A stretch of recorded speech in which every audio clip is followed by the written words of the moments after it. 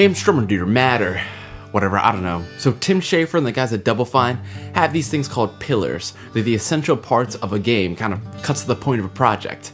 So as 2015 begins, I'd like to finally make a formal video about my channel's pillars, how I view games and why I make the videos that I do. It's like a channel trailer, except with less dubstep and way more pretension. An enduring mantra of game design is that gameplay is king. Watching some of my videos, you may suppose I disagree and believe narrative is king.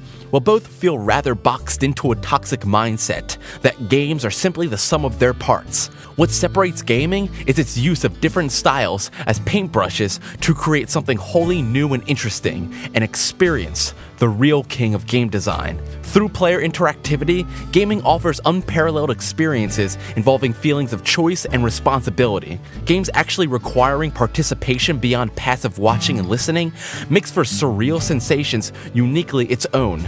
To boil gaming down to categories does a disservice to the medium's strength.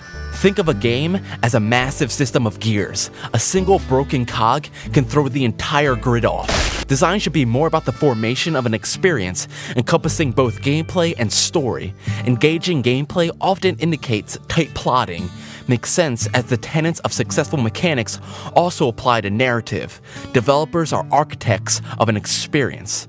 I talked about League of Legends in the past and how the game creates the dynamics of an exciting narrative through its mechanics of ever-increasing risks. Same as this war of mine, where how the player decides to deal with problems creates conflict and consequences. The pace of the gameplay is analogous to the plot because they're not separate, they're both working in tandem. As such, we should give just as much thought to a game's storytelling as its mechanics, but it seems any attempt to analyze story meets a fair bit of resistance. I'm not a fan of Far Cry 3, but I can at least appreciate that the game attempted to say something.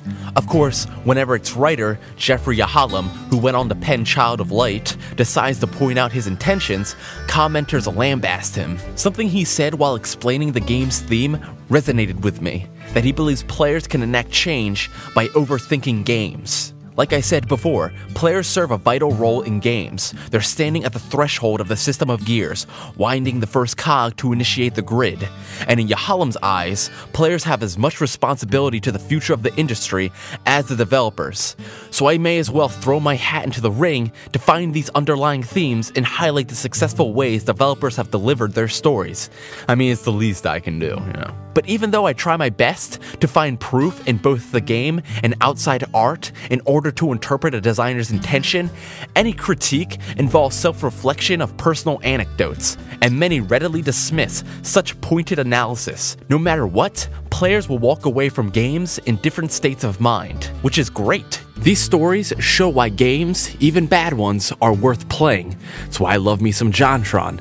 But for my videos, I want to use personal experience as a means to reciprocate design revelations relevant to average gamers. Clearly, I enjoy digging under the dirt to find underlying themes and neat story techniques, but they don't exist to just pander to nerds like me. These elements exist at a subconscious level to enhance the emotion and power felt at the baseline experience. Story works as a gear, nestled right next to mechanics. If I can't find a theme and illustrate why it's important to you, then I failed. If I felt dissatisfied with the game and can't quite put my finger on why, then I failed.